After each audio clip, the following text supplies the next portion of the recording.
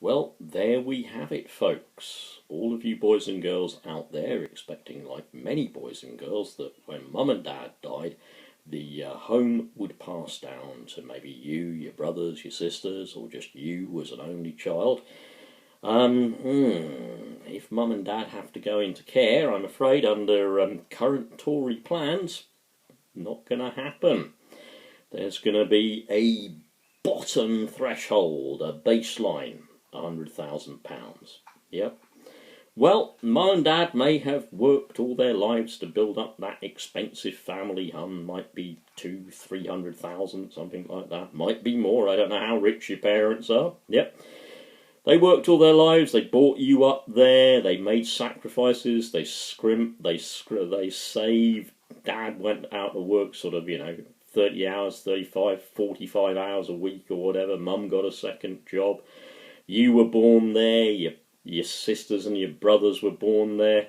And Mum's lived there quite well on her own so far. But Mum's getting a bit elderly now, and you really haven't got the money to pay for private care. So, dear old Tories, she's going to have to pay for that out of her assets, which obviously the biggest for anybody is going to be the home that they've paid off and now own on mortgage.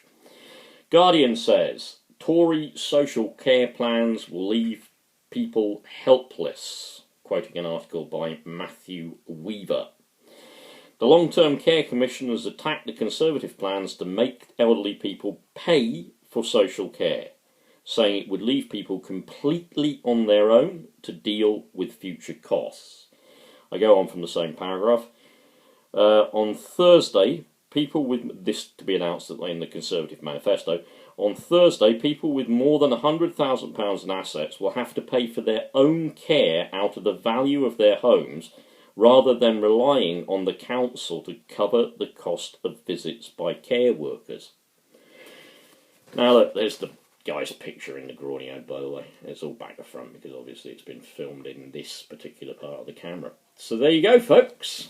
If you are, of course, happen to be related to a relative of Attila the stockbroker, and, Mater and Pater are worth a few million, well, it's not really going to matter, is it? I mean, if the family pile looks a little bit like Longleat, I'm sure just a little bit of Longleat could go to pay for Mater's dementia care, and of course she would still be bought a G&T in her appointed suite at the local care home. So don't worry about it. If you happen to be a basically rich Tory toff, don't worry about it. Not going to cost you anything.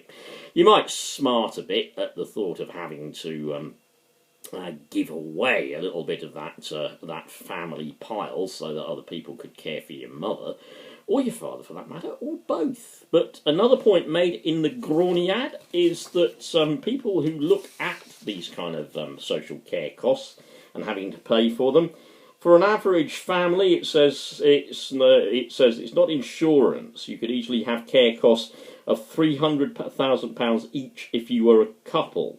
You are not able to cover that extreme risk, needing care, of course, which will mean that we'll all face something against which we cannot insure. It's market failure that changes this. It's the market failure that these changes do not address. Yep. I think what that's trying to say, quite honestly, is, we could, in fact, have a system of social insurance whereby we all try to cover each other. If the worst goes wrong, we all pay a premium. We just draw out, and that's fine. Yep. And it won't cost the entire house. But let me just add to this as well, and I'm not going to go on long today because this is a bit disconnected, I agree. But let me just add to this as well. Yep. If you happen to have a parent who is already living in what is left of social housing, if you happen to have a parent who is already relying on carer visits from the council and stuff like that, then obviously none of this is going to bother you. But let me say something to the Middle England Tory voters. I'll tell you what, Middle England Tory voters, and I mean this quite seriously, I'm not taking the piss. I was taking the piss earlier on, I know. But Middle England Tory voters, Go around and speak to people who are receiving care from the social services and their local councils. Go around and talk to them, because actually you'll find at the moment they're the ones who are having their care cut. Go around and talk maybe to the elderly who have to sit in their own adult Pampers for sort of 3 to 4 hours a day waiting for a 15-minute care visit.